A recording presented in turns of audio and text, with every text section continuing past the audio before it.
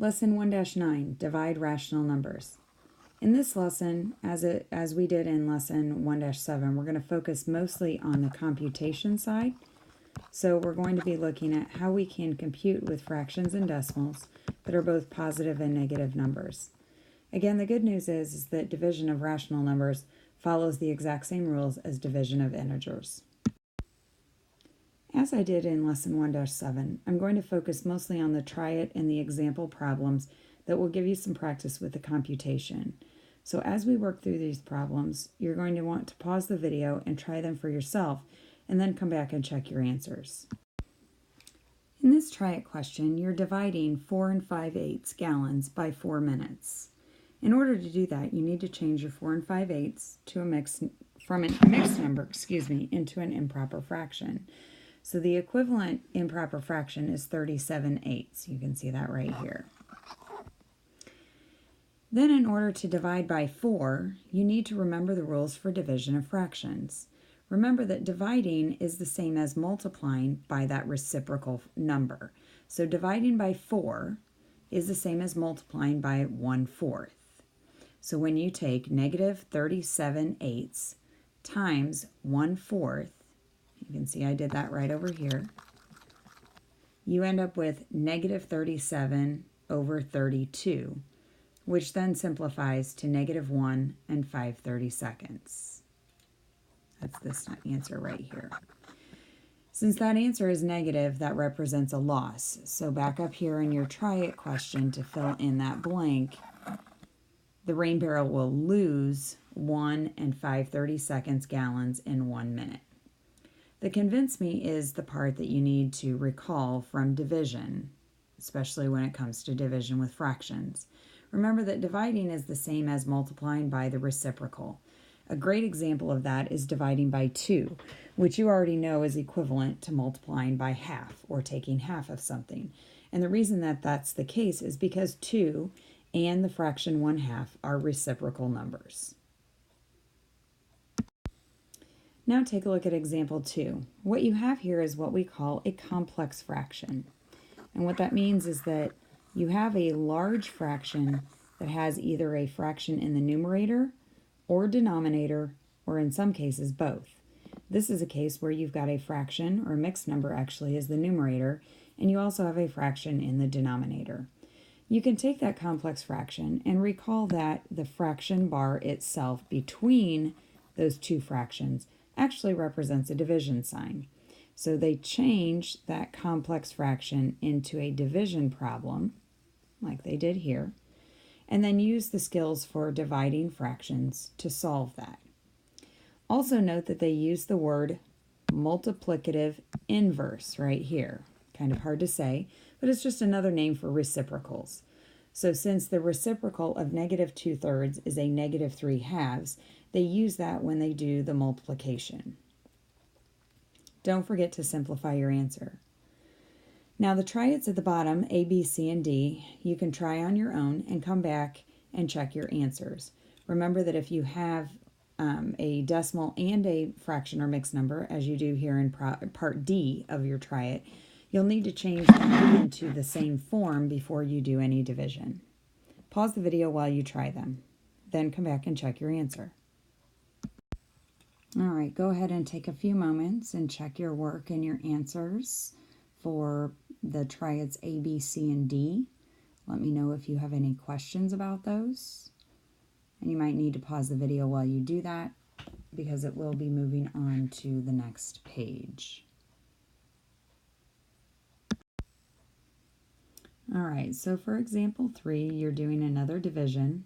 Notice in this one they do have a negative fraction divided by a negative decimal value.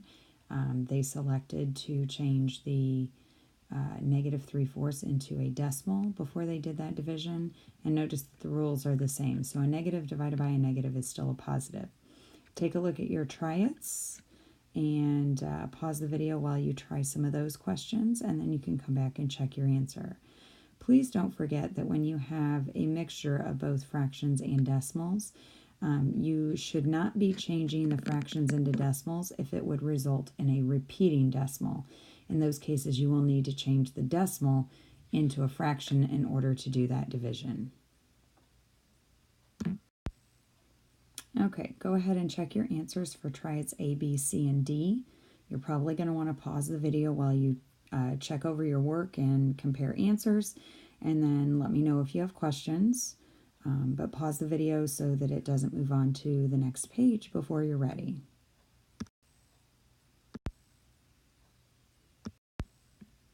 All right, again, notice in the key concept that your rules for division of rational numbers is the same as the rules for dividing integers.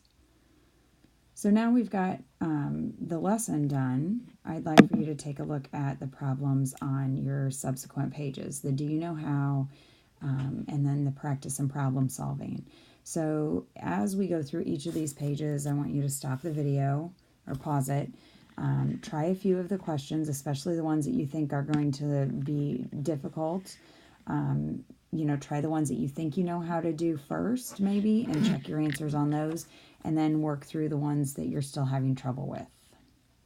Pause the video while you do that, and then come back and check answers. All right, go ahead and check your answers if you completed any of those problems for A, B, C, or D. And if you have questions, come see me. Otherwise, we'll move on to the next page. Next up is problem 5. You'll notice here that there are 3 parts to that, and the directions seem kind of confusing. Simplify the complex fraction. Basically, that's another way of saying, let's get rid of the fractions in the numerator and denominator of each of those complex fractions by dividing. So change each of those into a division problem, and then divide like you would normally with fractions or mixed numbers. Pause the video while you try these, and then come back and check your answers. All right, while you're checking your answers for parts A, B, and C, you may want to pause the video so that you can check your work along with my work to see if you can find a mistake if you made one. In just a moment, we'll be moving on to the next page. All right, in 6, 7, 8, and 9, you have some guided practice here, a multiple choice question, and an error analysis. Go ahead and try these, and then come back and check your work. Okay, go ahead and check your answers on 6, 7, 8, and 9. On question 9 especially, what I noticed about that mistake is that not only did he likely use the reciprocal of both fractions, but he also forgot that negative times negative ends up being a positive answer. Go ahead and pause the video while you finish checking your answers before we move on. If you want some more practice, go ahead and work through questions 10, 11, and 12, and come back and check your answers before we move on.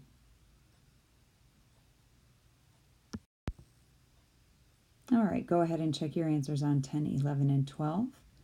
Go ahead and pause the video while you're doing that, and then we'll move on to the next page.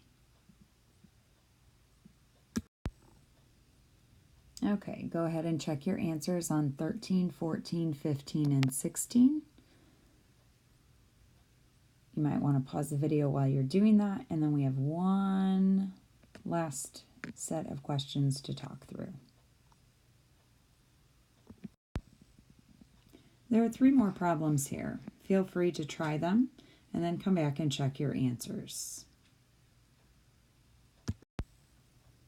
Okay, go ahead and check your answers to 17, 18, and 19.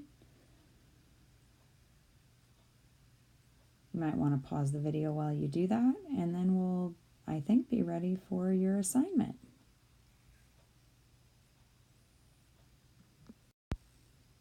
All right, and of course your assignment is your Math Excel.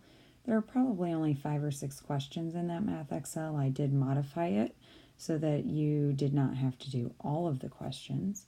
And I'd just like for you to keep in mind that your Topic 1 test is likely going to be on Wednesday the 10th. All right, good luck on your assignment. Let me know if you have questions.